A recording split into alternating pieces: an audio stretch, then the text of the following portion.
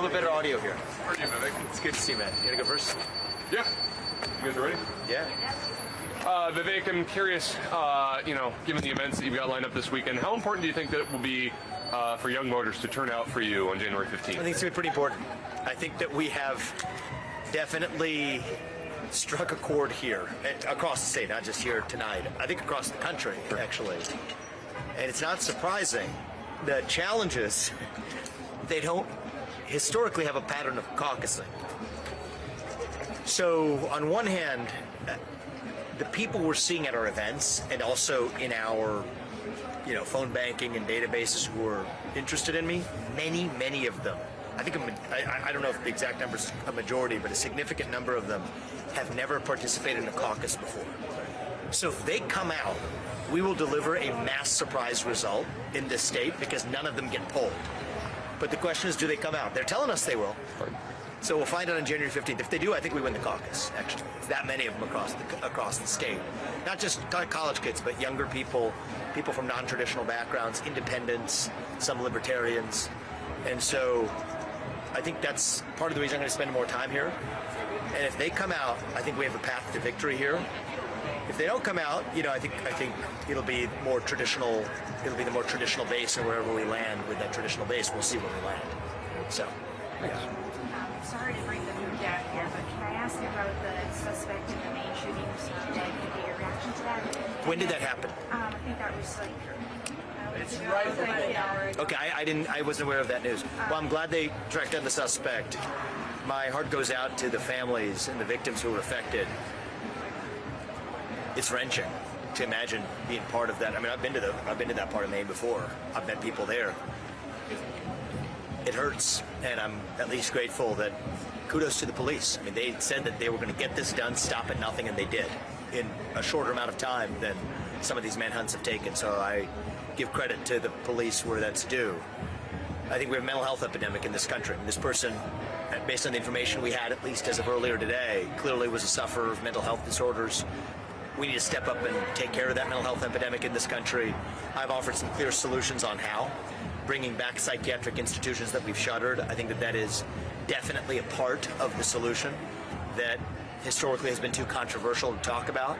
I don't think it should be that controversial. I think it should be part of what it takes to address a solution. You have to have the courage to stand up for it, so I will. But most importantly, I'm glad at least they apprehended the perpetrator. Would you see a red flag law as a solution? So I think most of the traditional red flag laws have been prone to abuse. Been broadly defined what a neighbor or what an acquaintance thinks of an individual. So I don't think that those are particularly respectful of the Second Amendment or the Constitution. I do think that going upstream and addressing the root cause of the mental health illness is the right answer. And as it relates to somebody who is documented in a not secondhand way, but a documented person who suffers from psychiatric illness, I think that there's a reasonable discussion to be had, but that's different than the red flag laws that mostly are on the books in states today. Do you expect to get booed tomorrow in Vegas?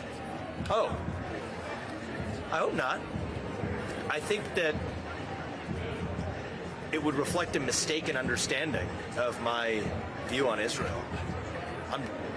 I've probably got, at its philosophical core, a more pro-Israel message than anybody in the race, actually.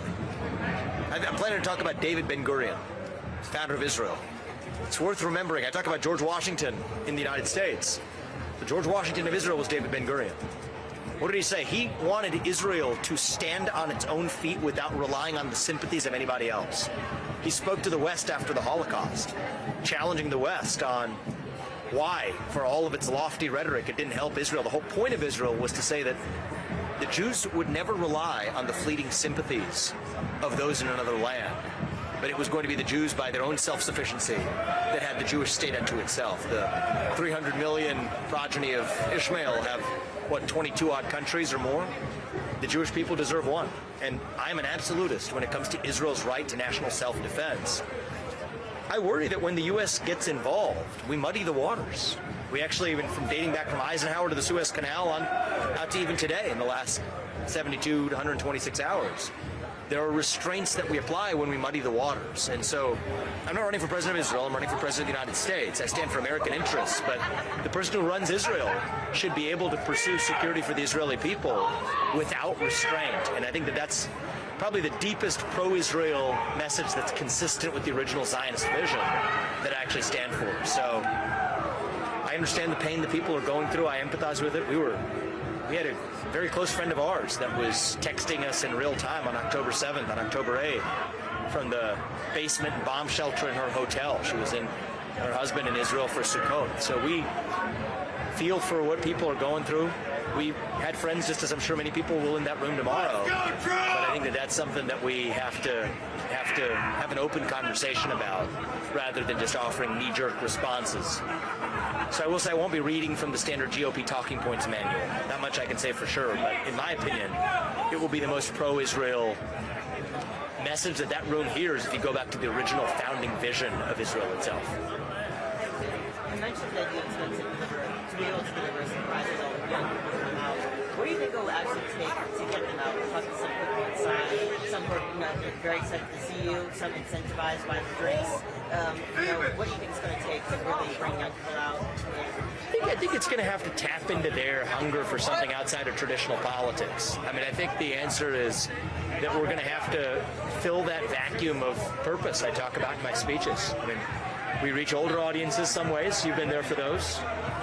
We reach younger audiences in other ways. But I do think I mean what I say in the speeches. Young people are hungry for direction, hungry for purpose, hungry for meaning. And so if I'm rising to the occasion and offering a vision for this country that fills that void, then yeah, I do believe that we're going to get young people across this country embracing ideas that much of the Republican Party might have written off for granted to the other side. I don't think it has to be that way. And I think that if somebody's going to do it in this party, it's going to be me, and we're doing it by, first step is showing up.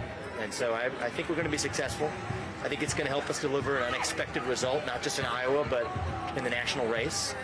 But we're going to go one step at a time.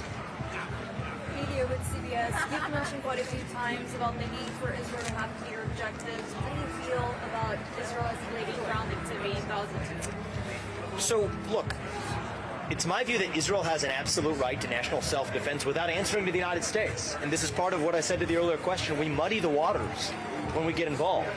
I think our job as a true friend should be to provide a diplomatic iron dome. What does that mean? I mean, look at the idiotic comments from the Secretary General of the UN trying to create a false equivalence between Hamas's terrorist acts and Israel's national self-defense of its own boundaries. That's our job, diplomatically. However, if the U.S. is going to get involved militarily, then we have a responsibility. I have a responsibility as the next president to ask certain questions about what are the objectives versus not. So I think the preferred path for Israel, and I believe for the U.S., is that we provide that diplomatic iron dome, and Israel engages in its own national self-defense without restraint. But if we are going to get involved, and the debates are going through Congress on this one, I've come out against that funding bill. But if we are going to get involved, then we need to have clear answers about what those objectives are. And I happen to be worried myself, not just for the U.S., but for Israel, about the implications of a prolonged ground war in Gaza, which could open up a two-front war with Hezbollah in the north. And I don't think that's going to be good for either Israel or the United States. I've got some more time with you later, so I'll let. Okay, who are you with? I'm with the Nice. Cool. All right, thanks. About your debate with O'Connor? I feel fine with it. I mean, he asked me on Twitter. As you guys know, I have a talk to everybody policy. So, it's one more step, one more conversation in the campaign. I talked to, in the last week, we went from the Young Turks to Alex Jones. We'll do O'Connor next. He's a guy who, I'm sure we'll find some common ground. I like some of the anti-corruption measures he stood up for, getting rid of the lobbying after people have been in government. I don't know where he is on super PACs. I'm against super PACs, as you guys know. I think I've seen a bill that he and a Republican have supported about banning insider trading, or banning at least trades, individual stock trading for members of Congress. These are things I support. So the anti-corruption measures, at least I know, have some common ground with him. I strongly disagree with him on his supplicating on issues relating to race and climate. So I'm sure we'll have plenty to spar on. But my view is talk to everybody, and it's not about red versus blue. It's about reviving the ideals this country was founded on. And we got to be willing to talk to the other side if we're willing to practice what we preach about free speech in this country. So thanks a lot, guys. Thanks, Frank. Yep, thank you.